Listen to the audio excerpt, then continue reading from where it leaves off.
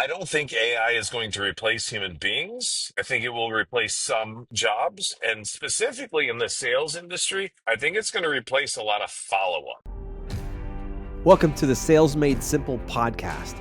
This podcast is dedicated to helping overwhelmed outdoor living professionals, landscapers, and hardscapers just like you increase your closing rate to over 75% without doubling your workload so you can build a seven-figure business that doesn't need you. I'm your host, Joshua Gillow. Let's dig in.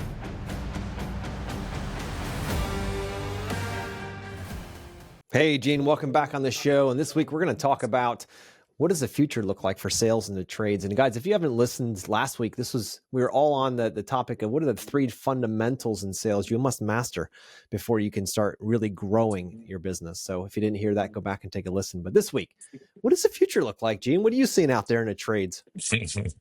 Man, nobody's actually asked me the question the way that you asked it to me before we actually got on. But I'm I'm a little bit fearful and not because I'm actually in a new space when it comes to the sales world. I mean, we all have heard of AI, Mm-hmm. and some of you may or may not have seen or heard that there are voice AIs out there that will make telephone calls Mm-hmm. and receive telephone calls that integrate with your CRM, whether it's, Service Titan or House Call Pro or Field Edge or whatever it is that you're working with, that will eliminate the outbound call process and inbound call process and book calls and stuff for you.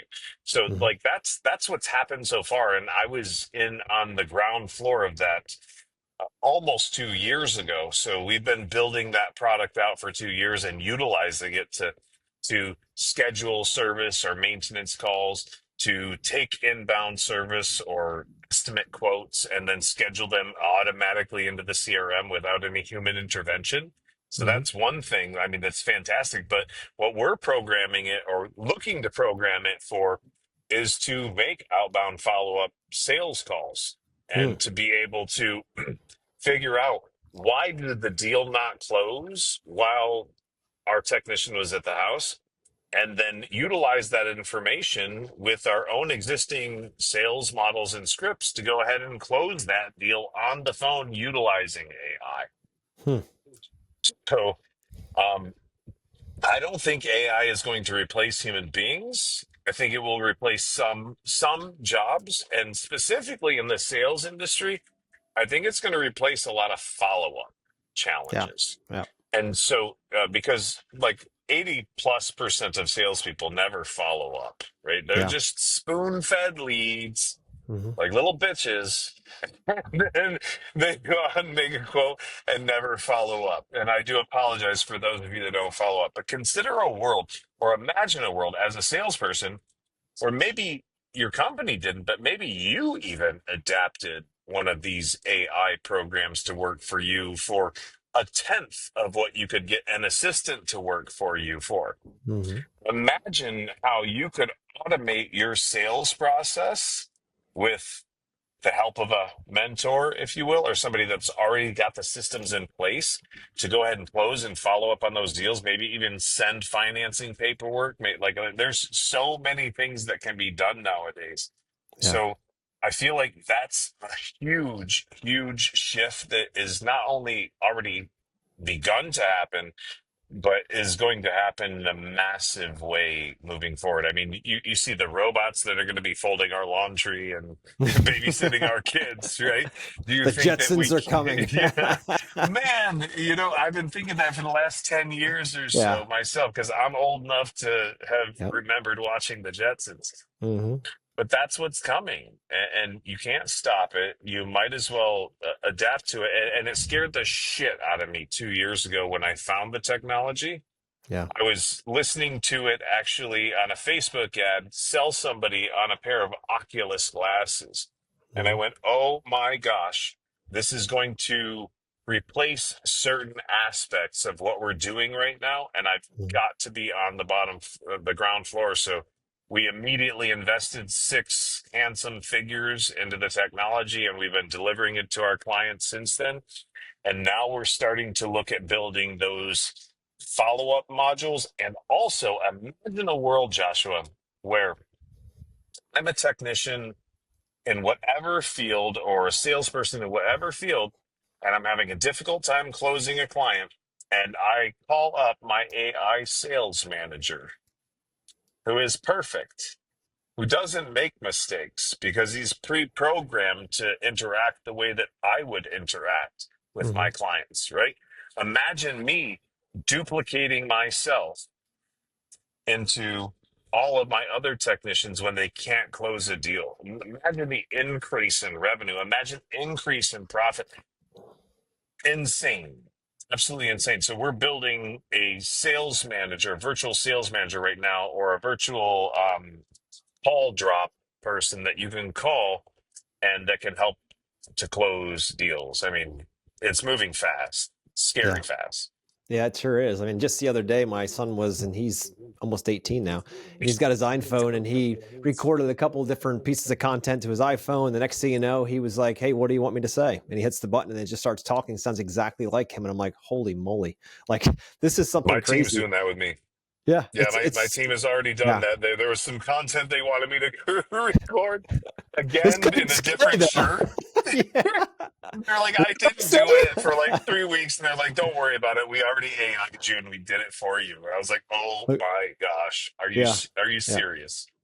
I've seen it on I don't know, some one of the social platforms. There's these AI bots that it's you, and that your mouth moves a little differently, but it watches the mannerisms of your Yep. muscle movement and all of that stuff, and it'll repattern you, and you can actually be standing there talking. I'm like, first of all, that's a little crazy. Second of all, imagine how that changes the world, though, dude. This is a whole different conversation, but everything from It's politics to scary. everything, because you don't even have To to court say it. systems, like, Everything. how do I even know how do you know that was me saying that? Right? Exactly, exactly. I mean, But there will be analytics, yeah, but oh my yeah. God, it's scary. It's Yeah, it super is. It scary. is. It is. And I know it's going to take a few generations to kick in because, I personally, if someone were to be AI botting me when I'm talking like to them and I get any sense of that, if it's on a phone, I can't see the person.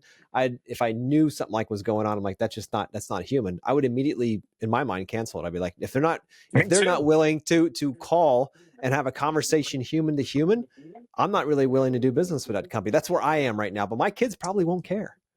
Well, but hang on a second. So I agree with you. And so we did some tests on our outbound Mm-hmm. campaigns because, like, that was the whole reason that I ended up buying the AI and starting to program everything was because contractors have a difficult time making outbound telephone calls with Mm-hmm. people on scripts. They get bogged down. It's a Oh yeah. tough job, right? Mm-hmm. But the AI doesn't have any feelings. It can actually get Mm-hmm. empathetic in certain situations if we need it to, right? Mm-hmm. Shit, I forgot what I was going to say about this. What were you saying just a second ago? No, I was talking about buying from a robot. There's a Yes, yes. chance that Okay, people know it. cool. Yeah. Yes. So, and at first we began to just start making the AI telephone calls, and I would say 90% of the people had no idea Yeah. that it was a bot. Yeah. And then I said, wait a minute.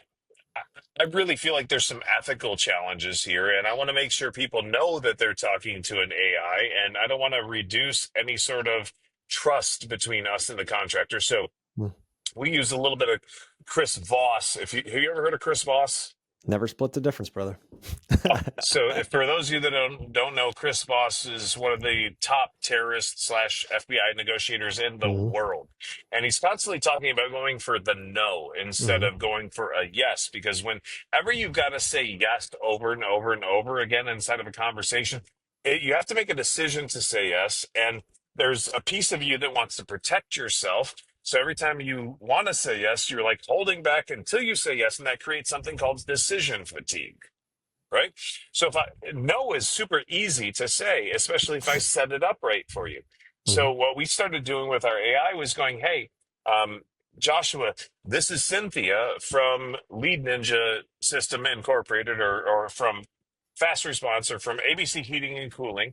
Hmm. And I'm actually an AI assistant. I'm the newest member of the team, and I am capable of doing anything and everything any of our human beings have been able to do, but at a much faster pace. And I was just wondering, would it be impossible for me to be your first contact when you call into the company? Is that something that you would be opposed to if I can handle Mm-hmm. things for you faster and still transfer you to a human being if necessary? Mm-hmm. And like we had a over 95% acceptance rate Yeah, with it, right? Because we're being transparent and open, exactly. going, hey, listen, this is what it is, but the benefit to you is this, this, and this, and Yep. much faster service and lower response times and shit like that. Like, would you be opposed to us utilizing this so long as at the press of a button you can get to a human being? Adoption rate just through I the bet. roof, Yeah, I bet. I bet. through You the gave him the roof. option. You gave him the option to say no. And you're being upfront, you're being Yep. transparent, and authenticity and transparency is super, Mm-hmm. super attractive, right? Yep. And Yep. people are also they're intrigued by the technology as Yeah. opposed to being like thwarted by it. Does Yep. that make Yep. Yep. sense? It does. When I think of AI, I see now these generators, like these image generators. And, in the old days, when you saw a picture of two people together or a landscape, you're like, where was that? That was in our minds a a grab, if you will, of space and time in somebody's life, Yeah. right? But it was real. It was an actual thing. You say, I was here. There's the proof I was there. What is there now when it comes to AI and where it's going to be going? Think of it longer term, where you can be like, hey, how about we put my team, these three guys, here's their picture, put them on that job site. Look at us working there, and it looks like they were always there. And so, is there truth in any of that anymore? And that's, again, a bigger question. But is there any truth in the pictures you see on social media? A lot of that stuff is made up now. So the things that we used to take pictures as truth, now we have to always be questioning that. And I'm curious with AI in general, with with clients in the sales side, definitely something to assist. But longer term, I believe that human to human, you build a reciprocity. Will there be reciprocity in a robot? Will you feel like you owe them Mm. anything for going above and beyond because that's a human to human thing? Now, I don't know. Maybe it changes over time. Maybe I'm completely wrong. But when it comes to reciprocity for like writing reviews and all that kind of stuff, and telling friends about it, would that be enough or would it not be? I don't know. I guess we're going to find out. I think there will be some trade-off for convenience. Mm-hmm. But other than that, I think that there's no replacement for that human to human connection, That's right? right. But us as humans are so often afraid to do the things or ask the questions that are necessary in order to forward business because we're Yep. so afraid of rejection, Mm-hmm. right? Yep. And I'm not seeing that getting better, unfortunately. Yeah. It seems like with all of the social that's going on in the world, like it feels like we're closer together, but I feel like we're farther apart, It's true. Look at you the know? younger generation that struggle with any kind of eye contact. I mean, I happen to be Oh, blessed to be a scoutmaster at our local Boy Scouts, and these young men come in, and it's like that they have a hard time looking in the eye, shaking hands, and I'm like, well, you know what? God's put me here to help teach them that, right? To bring some of amen. those old things back, right? But it's not because they're dumb or because it's because they've never had to develop these skills, dude. Everything is on a phone, so their connection, to your point, is on the other side of a pier, so they don't have to actually go up. I mean, I remember when I met my wife and when I was dating, I had to go out on the dance floor, I had to go up to talk to that Yeah, girl. Now you swipe left, and I'm like, I didn't have any of that stuff. We had to muscle it up, man. We're about the same age, so it's like we had to muscle it up and go out there with our guts and just put it on the line. Now they just swipe left, swipe right, hook up, whatever. And I'm like, it's a whole different world. And those skills can be yeah. rebuilt, but do they even fit anymore in this world? I believe they do, but Oh, you they know, do. They yeah. do. And those youngsters that we raise up to Mm-hmm. have those skills will have a distinct advantage over No doubt. everyone else, No right? doubt. And it makes me so sad. Like my wife and I have challenges even about it, right? Like when my 3-year-old is eating, my rule is there's no iPad while you're eating. There's Mm-hmm. no phone while you're eating. Focus on your food.